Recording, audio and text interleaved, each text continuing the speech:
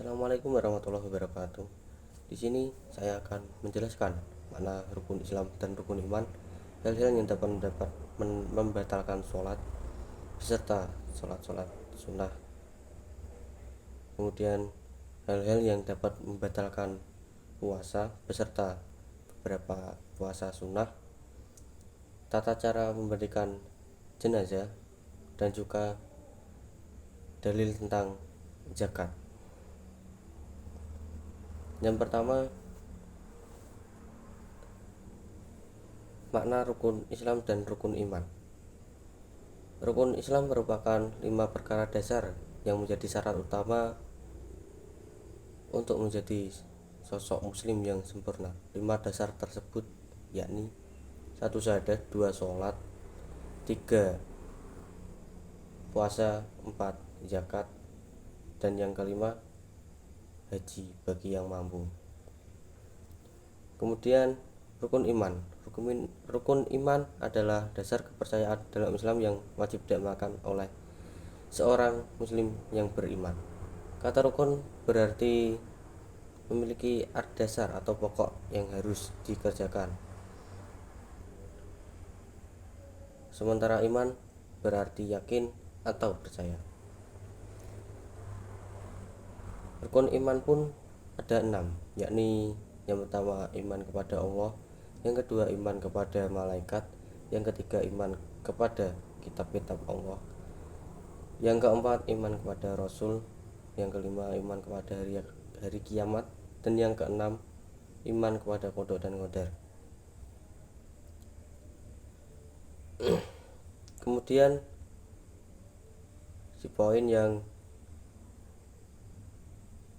hal-hal yang dapat membatalkan sholat dan beberapa sholat sunnah. Hal-hal yang dapat membatalkan sholat yakni berbicara, 2 makan dan minum, 3 tidak menghadap kiblat, 4 aurat terbuka, 5 mengalami hadas kecil maupun hadas besar, 6 tersentuh najis baik badan, pakaian atau tempat sholat, 7 tertawa, 8 berubah niat, 9 banyak gerakan secara terus menerus dan terjadi selama 3 kali berturut-turut. Macam-macam sholat sunnah.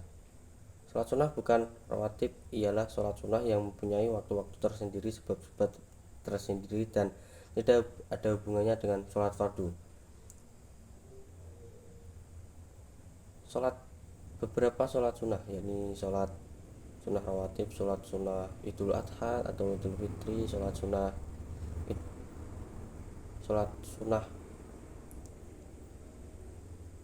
duha, sholat sunnah tahajud, dan lain-lain.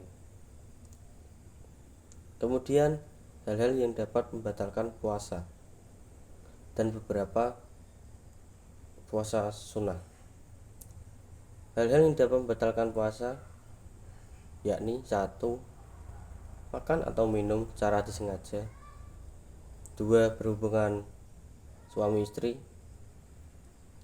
3 berbohong, baik itu berbohong tentang Allah dan atau Rasul maupun berbohong tentang segala hal. Yang keempat, mencelupkan seluruh kepala ke dalam air dengan sengaja. Yang kelima, dengan sengaja menghirup asap, baik itu asap rokok maupun asap yang lain. Yang keenam, tidak mandi besar setelah berhubungan suami istri. Yang ketujuh, dengan sengaja memuntahkan makanan atau minuman. Yang kedelapan, dengan sengaja memasukkan suatu benda, bisa berupa makanan atau benda yang lain, melalui kerongkongan ataupun pori-pori.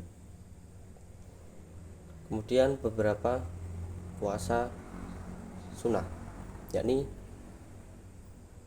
puasa sunnah hari Arafah, yaitu tanggal 9 Dzulhijjah, puasa Asyura 10 Muharram, puasa Tasyrik 9 Muharram, puasa 3 hari pada tiap-tiap bulan, puasa Senin Kamis, puasa Daud, puasa 6 hari pada bulan Syawal, puasa bulan Muharram, puasa Syaban, dan puasa-puasa sunnah lainnya. Kemudian menjelaskan tata cara merawat jenazah. Hal-hal yang dikerjakan setelah seseorang meninggal dunia. 1. Disunahkan untuk menutup seluruh tubuhnya setelah dilepaskan dari pakaian yang semula. 2. Disunahkan untuk menutup kedua matanya. 3. Disunahkan untuk menutup seluruh tubuhnya setelah dilepaskan dari pakaian yang semula. 4. Bersegera untuk mengurus jenazahnya. 5. Diperbolehkan untuk menyampaikan kepada orang lain tentang berita kematiannya.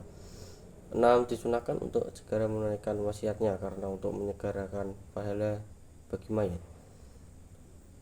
7. Diwajibkan untuk segera dilunasi hutang-hutangnya, baik hutang kepada Allah maupun hutang kepada manusia. Yang terakhir, diperbolehkan untuk membuka dan mencium wajah mayat. Memandikan mayat. 1. Hukum memandikan dan mengkafani mayat adalah fardu kifayah. Orang yang paling berhak memandikan seorang mayat ialah orang yang diberi wasiat untuk mengerjakan hal ini. Diperbolehkan bagi suami atau istri untuk memandikan pasangannya. Bagi seorang lelaki atau wanita boleh memandikan anak yang di bawah umur 7 tahun, baik laki-laki atau perempuan. Seorang muslim tidak boleh memandikan dan menguburkan seorang kafir. Kaifiat memandikan jenazah. Tidak diperbolehkan untuk mendatangi tempat pemandian mayat kecuali orang yang akan memandikan dan orang yang membantunya. Apabila tidak ada air untuk memandikan mayat atau dikhawatirkan akan tersayat-sayat tubuhnya jika dimandikan, atau mayat tersebut seorang wanita di tengah-tengah kaum lelaki sedangkan tidak ada mahramnya atau sebaliknya, maka mayat tersebut ditayamumi dengan tanah atau debu yang baik, diusap wajah dan kedua tangannya dengan penghalang dari kain atau yang lainnya. Disunahkan untuk mandi bagi orang yang telah selesai memandikan mayat. Yang terakhir, dalil tentang zakat serta pengertian sedikit tentang zakat. Dalil tentang zakat terdapat dalam surah Al-Baqarah ayat 2, Al-Baqarah ayat 43 yang berbunyi Bismillahirrahmanirrahim.